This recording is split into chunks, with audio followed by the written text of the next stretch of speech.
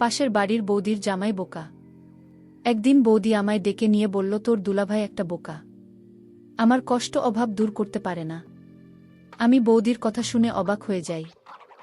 একদিন বৌদি আমার সাথে যা করেছিল তা শুনলে তোমাদের চোখ কপালে উঠে যাবে। আমি তখন ছোট, ক্লাস 7-এ পড়ি। আমাদের পাড়ায় প্রতিদিন রাতে গানের আসর জমত। গ্রামে আমাদের আড্ডা গুরু নীরব ভাই। স্কুল না থাকলে সারাদিন তার ঘরে বসে থাকি আর মোবাইলে গান শুনি। আমাদের এলাকার রাজু ভাইয়ের বউ একটু অন্যরকম। গ্রামের ছনের ঘর ছিল জঙ্গলের সাথে। সে যদি ওর ভিতরে থাকত তো আমাদের গায়ে পানি দিয়েছি আমার। একদিন এভাবে যাবার সময় ভেতর থেকে পানির ছিটা দিয়ে বলে, জামাই কই যাও, বাড়িতে আসো, পিঠা খেয়ে যাও। আমি আসলে এসবের কিছুই তেমন বুঝি না। আমি ভাবিকে বললাম, কি পিঠা? আরে ভেতরে আসি না। আমি বোকার মতো ভেতরে যেতে চাইলে ভাবিকে দেখে আমি চমকে উঠি। ভাবি খিলখিল করে হাসতে থাকে আর আমায় বলল, শরম পাইছো? জঙ্গলের ভেতরে ক্রিকেট বল খুঁজতে থাকি।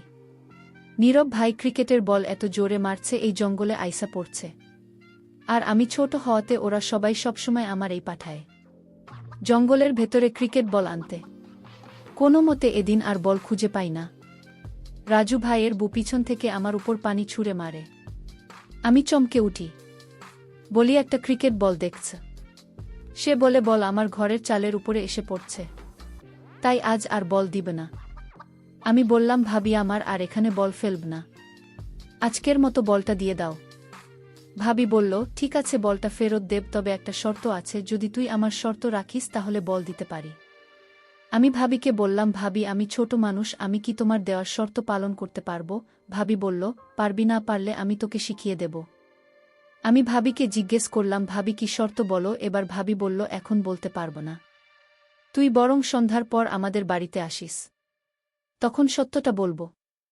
আর এখন যে বলটা নিয়ে যা। আমি ভাবতে লাগলাম, ভবিষ্যৎটা তো এখনই বলতে পারত, কিন্তু সন্ধ্যার পর বলল কেন? ভাবের কথা শুনে আমি কিছুটা ভয় পেলাম। কি জানি বলে বসে তার কোনো হিসাব আছে? আমি ক্লাস 7-এ পড়লে কি হবে? আমার গঠন গাঠন একটু বল। অনেকে বিশ্বাসই করতে চায় না। আমি ক্লাস 7-এ পড়ি। আমার 5 ফুট 5 ইঞ্চি উচ্চতা। পরের দিন আমি ভাবের কথা মতো সন্ধ্যার সময় তাদের বাড়িতে গেলাম। বাড়িটা একদম নীরব বাড়ি। আমি ভাবিকে বললাম, ভাবি, তুমি আমাকে কিসের শর্ত দেবে বলেছিলে? আমি আজ তো আসলাম সেই শর্তটা শুনতে। ভাবি বলল, এটা কোনো শর্ত না রে, আমার দুঃখের গল্প। আমি যদি আমার গল্পটা তোর সাথে শেয়ার করি তাহলে তুই কি এর সমাধান দিতে পারবি?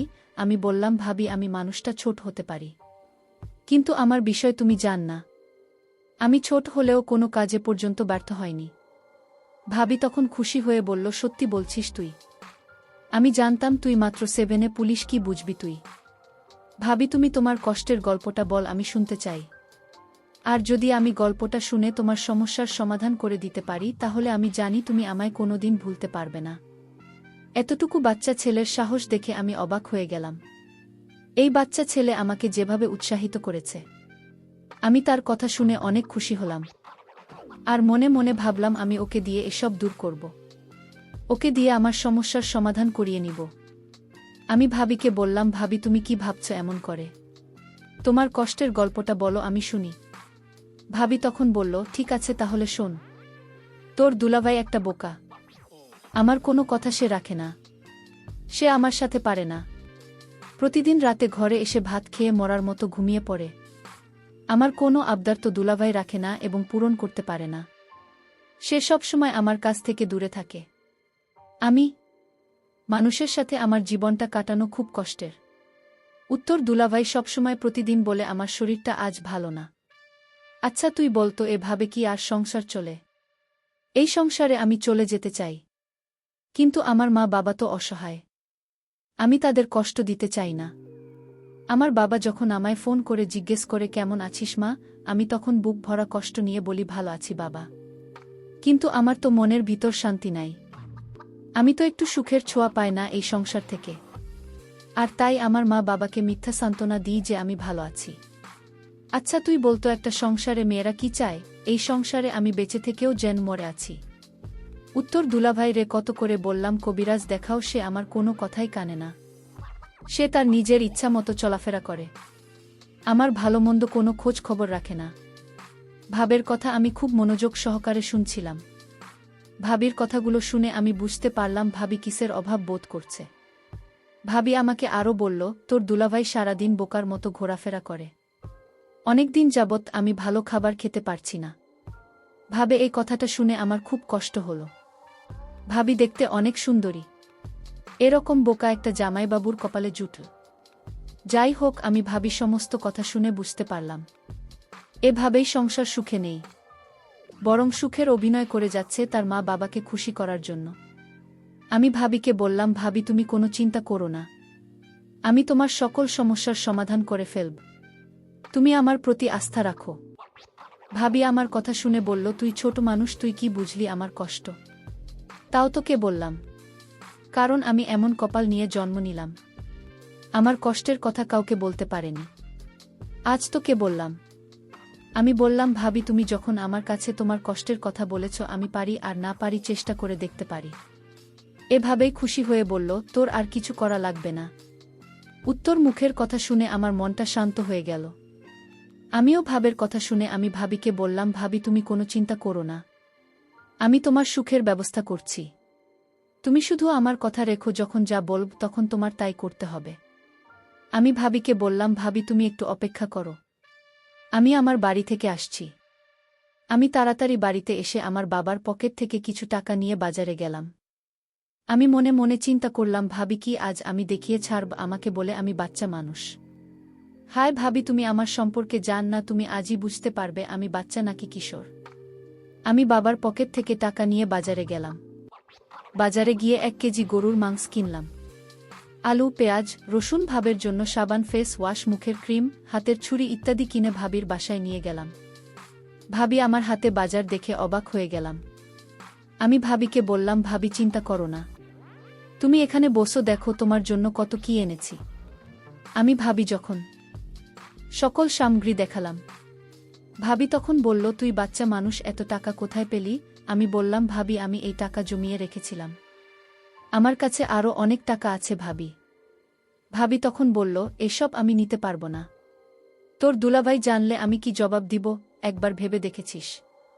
ভাবি বললাম, তুমি বলবে বাবার একটা গরু ছিল, সেটা বিক্রি করে কিছু টাকা মাকে খরচ করার জন্য দিল। তোর মাথায় তো দারুণ বুদ্ধি, কিন্তু আমার জন্য তুই এত কিছু করবে কেন? আমি তোর কি হই? আর এভাবে একটা গান আছে না, মানুষ মানুষের জন্য। আমিও মানুষ, তুমিও মানুষ, শুধু এইটুকু জেনে রাখো। আর তাছাড়া আমার তো আর বড় ভাই নেই, আমার কোনোভাবে নেই। যদি আজ আমার একটা ভাবি থাকতো আর সেই ভাবেই যদি তোমার মতো কষ্টে থাকতো, তাহলে আমি কি তাকে ফেলে দিতাম?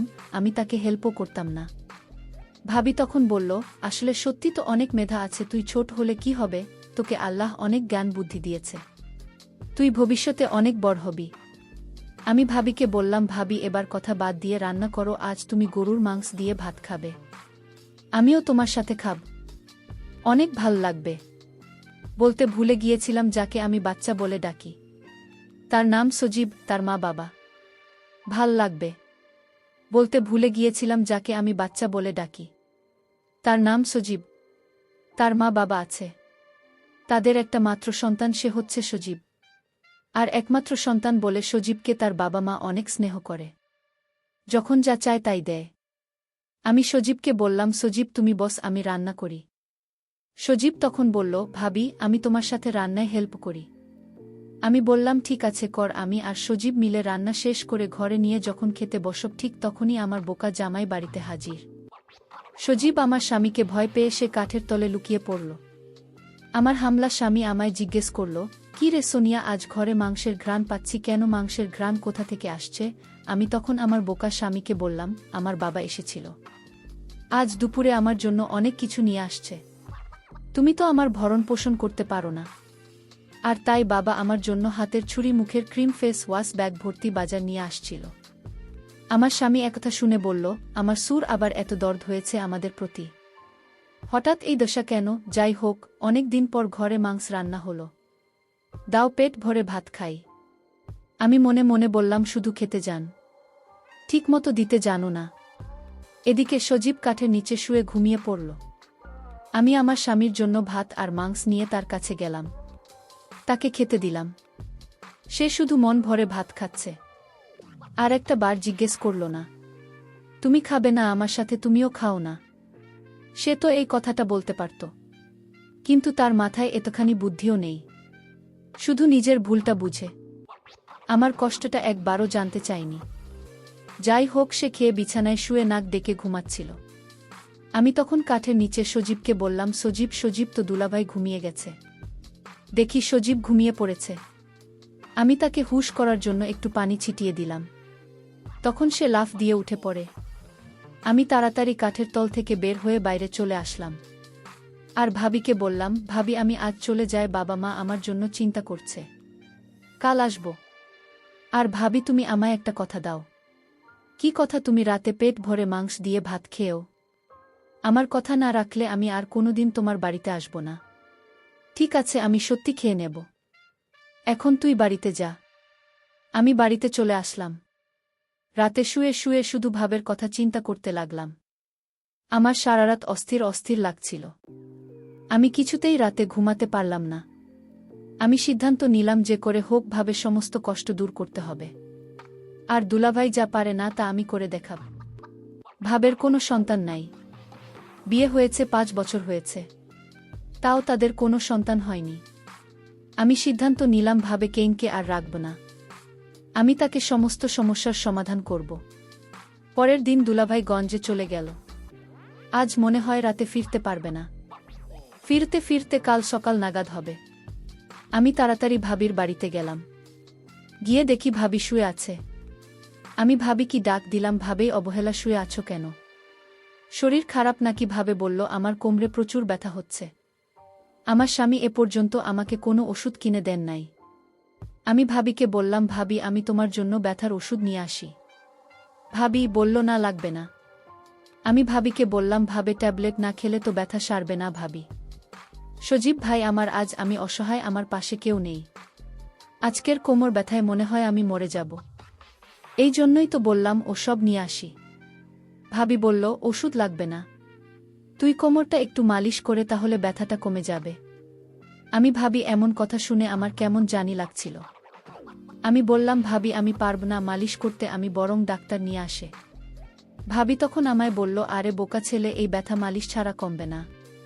তুইও তো ডাক্তার নিয়ে শুধু খরচ বাড়াবে। তুই একটু মালিশ করে দিলে ব্যথাটা কমে যাবে। আমি ভাবি ব্যথার কষ্ট দেখে আমি মালিশ করে দিলাম। 5 মিনিট পর ভাবি ব্যথা কমে যাওয়ায় ঘুমিয়ে গেল। আর আমার মনের আশা করে নিলাম। আর ভাবিও এটাই চেয়েছিল। আমি ছোট হলেও তা বুঝতে পারি। আমি যেদিন বল আনতে গিয়েছিলাম সেদিনই বুঝতে। এতদিন ঢাকায় ছিলাম। ভাবি আমাকে দেখে বলল, সজীব তুই কেমন আছিস? ভালো। ভাবি তুমি কেমন আছো ভাবি? আমি ভাবি মুখে হাসি দেখতে পেলাম। আমি কোনোদিন ভাবিনি, এমন ভাবে হাসতে দেখিনি। ভাবি আমাকে ঘর থেকে একটা মিষ্টি নিয়ে এসে বলল, মিষ্টি খা।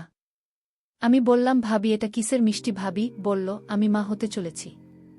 আমার আর কিছু বুঝতে বাকি রইল না। বন্ধুরা, আজকে গল্পটি কেমন লাগলো তা অবশ্যই কমেন্ট করে জানাবেন। আর এরকম নতুন নতুন গল্প পেতে আমাদের চ্যানেলটিকে সাবস্ক্রাইব করে পাশে থাকবেন।